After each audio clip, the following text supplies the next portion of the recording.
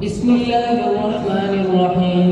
الحمد لله وكفى والصلاة والسلام على سيد الرسل والأنبياء وعلى آله وأصحابه الأتقياء. أما بعد، أقول أنا العبد عابد بن برويس حدثنا فضيلة الشيخ مولانا بياض الدين الشكراني حفظه الله تعالى قال حدثنا محبوب العلماء والطلباء الشيخ مولانا عبد الرحيم الأشرفي قال حدثنا فضيلة الشيخ مولانا ضياء الحق قال حدثنا فضيلة الشيخ مولانا رسول خان الهزالي قال حدثنا فضيلة الشيخ حكيم محمد حسن قال حدثنا فضيلة الشيخ مولانا محمد يعقوب النانوتبي قال حدثنا فضيلة الشيخ الشاه عبد الغني الدهلوي قال حدثنا فضيلة الشيخ الشاه محمد إسحاق الدهلوي قال حدثنا فضيلة الشيخ الشاه عبد العزيز محدث الدهلوي قال حدثنا فضيلة الشيخ الشاه ولي الله محدث الدهلوي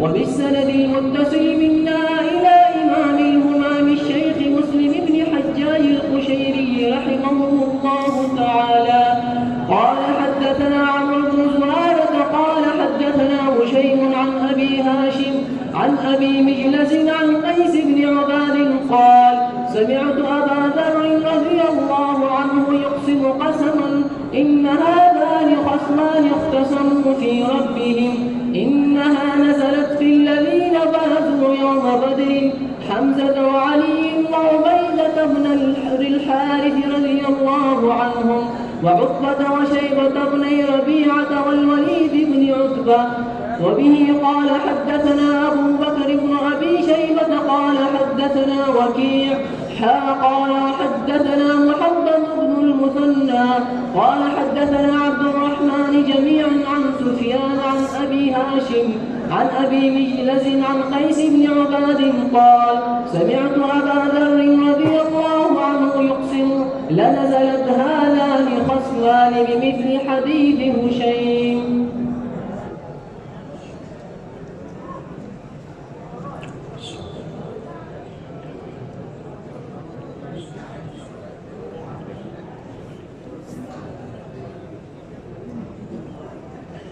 نحمده ونصلي ونسلم على رسوله الكريم اما بعد. یہ مسلم شریف کی آخری حدیث آپ نے پڑھی ہے. آخر میں جو باب رکھا ہے امام مسلم نے، یہ کتاب التفسیر کا آخری باب ہے. جو حدیث آپ نے پڑھی ہے اس میں صرف دو باتیں آپ سے عرض کروں گا. ایک تو حدیث سے متعلق اور دوسری بات ایک نصیحت آپ کے سامنے پیش کریں گا. اس حدیث میں حضرت ابو ذر غفاری رضی اللہ تعالیٰ عنہ یہ جو سورہ حج کی آیت مبارکہ ہے ھذان خصمان اختصموا فی ربہم، اس آیت کے شان نزول کے بارے میں ارشاد فرما رہے ہیں. دنیا میں دیکھیے جھگڑے ہوتے ہیں، لیکن جو ہمارے مورخین ہیں وہ فرماتے ہیں کہ تین چیزوں کے بارے میں جھگڑے ہوتے رہے: زر، زن، زمین. زر، زن، زمین، ان تین چیزوں کے بارے میں جھگڑے ہوتے رہے. اب بھی ہو گیا تین چیزوں. لیکن بدر کے موقع پر جو میدان میں آئے ہوئے تھے ان کا آپس میں نہ تو کوئی زر کا جھگڑا تھا، نہ زمین کا جھگڑا تھا، نہ زن کا جھگڑا، کوئی جھگڑا نہیں. ان کا جھگڑا تھا رب کے بارے میں. ایک تو اہل توحید تھے اور دوسری طرف اہل شرک تھے۔ اس لیے کہتے ہیں ھذان خصمان اختصموا فی ربہم، یہ دو جھگڑنے والے فریق ہیں۔ یہ خصمانی، یہ پنجابی والا خصم نہیں ہے، یہ عربی والا خصم ہے۔ عربی میں خصم کہتے ہیں فرید علی فالک۔ ھذان خصمان، یہ دو فریق ہیں، اختصموا فی ربہم، کہ جو رب کے بارے میں جھگڑا کر رہے ہیں۔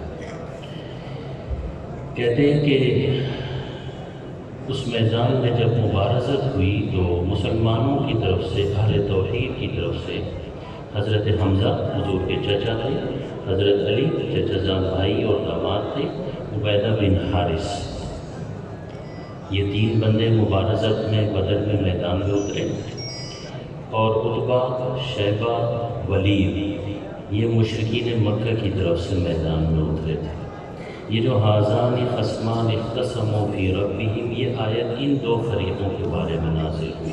حضرت ابو ذر غفاری رضی اللہ تعالیٰ عنہ یہ فرماتے ہیں، دیکھیے یہ بدر کے میدان میں یہ کشمکش شروع ہوئی حق اور باطل کی، اور قیامت تک یہ حق اور باطل کی کشمکش جاری رہی۔ اس میں دو فریق ہوں گے، ایک اہل توحید ہوں گے، ایک اہل شرک ہوں گے۔ میری اور آپ کی ذمہ داری یہ ہے کہ ہم ہمیشہ اپنا وزن اہل توحید اور اہل حق کے پلڑے میں ڈالیں، اہل حق کا ساتھ دیں، حق کا ساتھ دیں، اہل شرک، اہل باطل، ان کا ساتھ نہ دیں۔ یہ آخری پیغام ہے مسلم شریف کا کہ جی ہمیشہ ساری زندگی اہل حق کا اور حق کا ساتھ دینا ہے، اہل شرک کا، کافروں کا، ان کا ساتھ نہیں دینا۔ اور پھر ہمیشہ یہ بات ذہن میں رکھیں، میں نے ایک بزرگ کو پڑھا، اللہ کے ولی کا، ان کا 2 منزلہ مکان تھا۔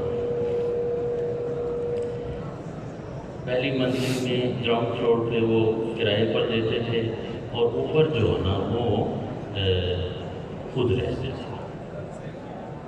کسی نے کہا کہ جی جو پہلی منزل ہے اس میں تو راحتیں زیادہ ہیں، سہولتیں زیادہ ہیں، آپ دوسری منزل میں کیوں رہتے ہیں؟ تو فرمایا کہ میں ہمیشہ کرایہ کے لیے مکان جو ہے نا کسی کافر اور مشرک کو دیتا ہوں، اور چونکہ مشرک کو میں کرائے پر مکان دیتا ہوں، اور دیتے بھی اس لیے تھے مشرک کو کہ بھئی مومن کو نہیں دیتے تھے، کیونکہ مہینے بعد جب کرایہ وصول کرنے کے لیے مالک جائیداد آتا ہے تو پھر جو مکان کرائے پر لیا ہوا ہے اس کو بڑی نفرت ہوتی ہے، آ گئے ہیں جی لینے، کرایہ لینے۔ اس لیے فرمایا کہ میں نہیں چاہتا کہ کسی مسلمان کے دل میں میرے لیے کوئی نفرت ہو، اس لیے میں مشرک کو دیتا ہوں، کسی کافر کو دیتا ہوں۔ اور پھر فرمایا بڑی جو ضروری بات پر وہ بتانے لگا ہوں، وہ یہ فرمایا کہ دیکھیں کافر کو میں نیچے رکھتا ہوں، اوپر میں خود رہتا ہوں، کافر کو دوسری منزل میں نہیں رکھتا، کیونکہ کافروں کو سر پہ نہیں چڑھاتے کافروں کو۔ اور آج کل مصیبت یہ کہ ہر جگہ ہم نے کافروں کو ہی سر پہ چڑھایا۔ ہمیشہ اہل حق کا ساتھ دینا ہے، اہل شرک، اہل بدعت، اہل باطل، ان سے دور رہنا ہے۔ دوسری بات، یہ تو سبق سے متعلق بات ہو گئی، دوسری بات یہ کہ مولا علی قاری نے لکھا، میرا بڑا دل کر رہا ہے وہ آپ کو بتا دوں جاتے جاتے۔ مولا علی قاری نے لکھا کہ حضرت موسیٰ علیہ السلام سے ایک مرتبہ اللہ مخاطب ہوئے اور پوچھا کہ جی یہ موسیٰ، آپ کو پتہ ہے کہ میں نے آپ کو نبوت کیوں دی، آپ کو رسالت کیوں دی، اتنا بڑا عہدہ، اتنا بڑا مقام آپ کو کیوں دیا؟ کہ نہیں مجھے تو پتہ نہیں۔ فرمایا میں بتا دیتا ہوں۔ فرمانے لگے کہ جی ایک مرتبہ آپ بکریاں چرا رہے تھے تو ایک بکری بھاگ گئی، اور آپ اس کو پکڑنے کے لیے اس کے پیچھے پیچھے بھاگے، پکڑ لیا۔ پکڑنے کے بعد آپ اس بکری سے مخاطب ہوئے کہ ارے تو خود بھی تھک گئی، تو نے مجھے بھی تھکا دیا، تجھے فائدہ کیا؟ لیکن آپ نے اس بکری کو سزا نہیں دی، آپ نے اس کو مارا نہیں، ارے او بدبخت تو بھاگتی رہی، فائدہ کیا؟ مارا نہیں، آپ نے اس کو سزا نہیں دی، آپ نے اس کے اوپر رحم کیا، آپ نے اس کے اوپر رحم کیا، اس بکری کے اوپر۔ مجھے آپ کی یہ ادا بڑی پسند آئی، اس لیے میں نے آپ کو نبوت عطا کی۔ کیوں؟ کہ جب آپ ایک بکری کے اوپر ظلم نہیں کر سکتے، اس کے اوپر رحم کرتے، تو میں نے اپنی مخلوق بنی اسرائیل کو آپ کے حوالے کیا کہ آپ میری مخلوق کے اوپر بھی رحم کریں۔ اس لیے نصیحت آپ کو یہ کہ آپ یہاں سے فارغ ہونے کے بعد اپنے دل کے اندر رحم کا جذبہ پیدا کریں۔ کس کے لیے رحم؟ اپنے والدین کے لیے۔ کس کے لیے رحم؟ اپنی بہن بھائیوں کے لیے رحم۔ کس کے لیے رحم؟ اپنے بیوی بچوں کے لیے رحم۔ کس کے لیے رحم؟ اپنے ہمسایوں کے لیے رحم۔ کس کے لیے رحم؟ تمام امت مسلمہ کے لیے رحم۔ یہ رحمت کا جذبہ اللہ کو بہت پسند ہے، اس لیے جہاں بھی آپ دیکھیں غفور رحیم، رحیم، دیکھیں نا، تخلقوا باخلاق اللہ، اللہ تعالیٰ کی صفات کی جھلک اپنے اندر پیدا کریں، تو یہ رحمت بھی اللہ کی صفت ہے۔ علماء کرام سے تو میں اس لیے بھی کہتا ہوں کہ رحم کا جذبہ پیدا کرنے کو زیادہ ضرورت ہے۔ ہمارے علاقے میں تو جب آدمی مرنے لگتا ہے نا، تو پھر کہتے ہیں کہ بھائی مولوی صاحب کو بلا کر، کیونکہ وہ بندہ تڑپتا ہے مرتے وقت، مولوی صاحب کو رحم آتا ہی نہیں، کسی اور کو اس کے قریب جاتے ہوئے رحم آتا ہے تو وہ روتے ہیں، مولوی صاحب کو رحم آتا نہیں ہے، اس لیے مولوی صاحب کو بلاتے ہیں جان نکلتے وقت۔ میں آپ سے گزارش کرتا ہوں کہ بھئی اپنے اندر رحم کا جذبہ پیدا کریں۔